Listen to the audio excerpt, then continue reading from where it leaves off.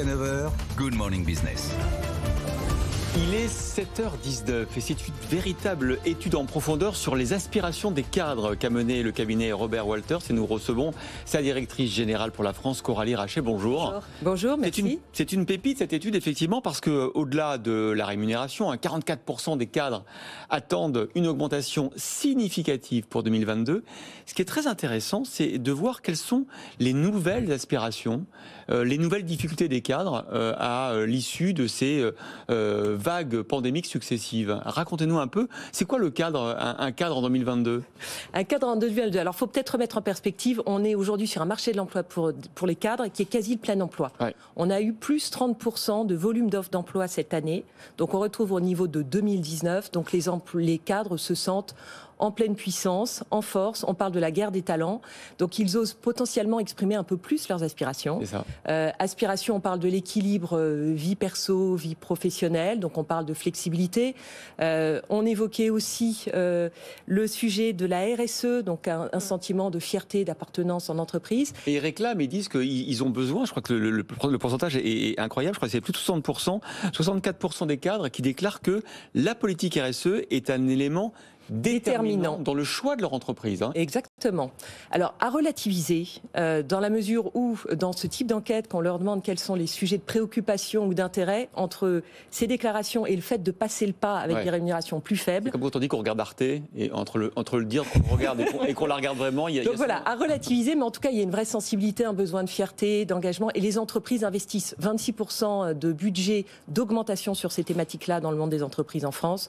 Donc on a clairement conscience que c'est sujet important, même si, je reviens sur le point de notre enquête, une de leurs premières priorités reste la rémunération, qui est remontée à 44%, mais qui est remontée surtout en numéro 1 dans les sujets de priorité.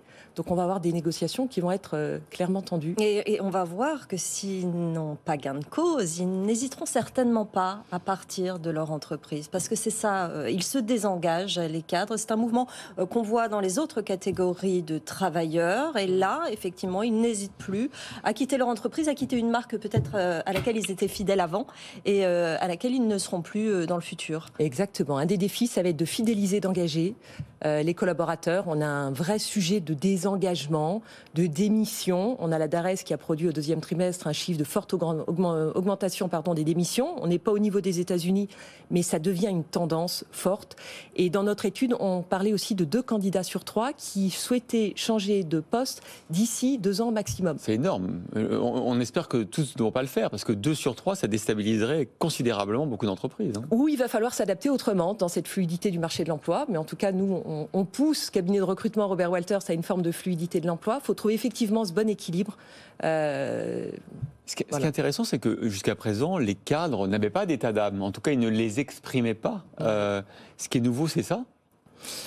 Alors, oui et non, ils les expriment, ils les assument. Dans notre enquête, on avait un chiffre assez intéressant qui disait que 21% des cadres allaient poser leur démission sans même en informer leur employeur, sans parler du sujet de frustration qui rend le sujet beaucoup plus complexe en termes d'identification des signaux faibles. Pour être capable de retenir des talents, s'ils n'expriment pas de manière un petit peu plus claire leur problématique. Donc, ils posent leur démission sans même avoir parlé un moment de leurs difficultés. Ce qui est intéressant, c'est qu'on parle de salaire depuis tout à l'heure, mais peut-être que le point de départ de ces mouvements des cadres vers d'autres entreprises ou ailleurs d'ailleurs, c'est certainement la pénibilité. Comme on le constate dans la restauration, l'hôtellerie, le transport, le bâtiment, les cadres, eux aussi, souffrent de leurs conditions de travail. C'est vrai, on a des secteurs qui souffrent de leur réputation et de leur image. On en parlait en termes de RSE. Ouais. On pourrait parler de l'industrie du tabac, si on revenait vers des grands classiques. Oui. Les hydrocarbures aussi. Des énergies moins saines. Mais on parle aussi de métiers qui peuvent avoir une forme de pénibilité.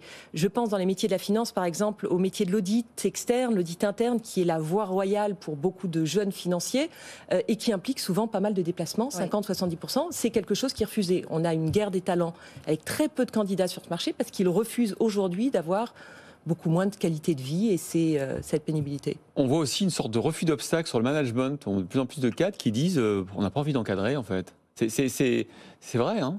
Il y a aussi eu beaucoup d'enquêtes sur le sujet du management qui a été la première courroie, la grande difficulté sur laquelle, pendant les phases de confinement et de télétravail, ils ont été extrêmement exposés. Donc c'est aussi un poste qui est passionnant, qui est riche. Donc j'ai aussi beaucoup de candidats qui restent portés par cette passion, mais la réalité, c'est que c'est effectivement un statut compliqué. Et pour terminer, enfin, c'est ce que vous nous disiez tout à l'heure, la parité qui recule chez les cadres également, depuis cette pandémie. Oui. Première fois depuis 10 ans qu'on a un recul de la parité d'un point de vue rémunération. Comment vous l'expliquez ? Comment je l'explique ? Je pense qu'il y a deux phénomènes. Il y a un premier phénomène qui est lié aux femmes qui s'auto-limitent, le fameux syndrome de l'imposteur, où elles osent beaucoup moins. Dans notre enquête, on parle de ça aussi, demander des augmentations. Et puis il y a probablement moins un sujet de priorité qui a été cette année. D'autres ont été plus mis en avant. Donc en tout cas, c'est la première fois depuis 10 ans qu'on a un recul sur ces sujets-là. Mais le sujet de la négociation des rémunérations, en tout cas, va être intéressant. Va être musclé. Essentiel. Et notamment pour garder les talents et puis voilà, et puis pour motiver aussi ces équipes. Merci beaucoup. Merci à vous. Coralie Rachet, directrice générale France, de Robert Walters, d'avoir été avec nous ce matin.